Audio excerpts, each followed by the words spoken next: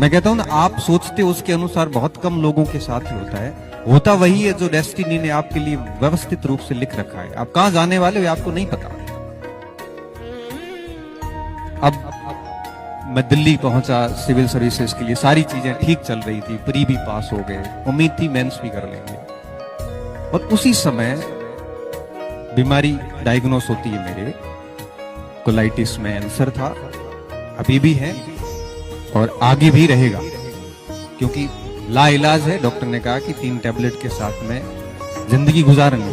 बहुत बुरा सा लगा था, क्योंकि आपका सपना जब आपके सामने मरता है तो आप उसको डाइजेस्ट नहीं कर पाते हो। लेकिन अब जाके मुझे समझ में आता है कि जो हुआ वो ठीक हुआ।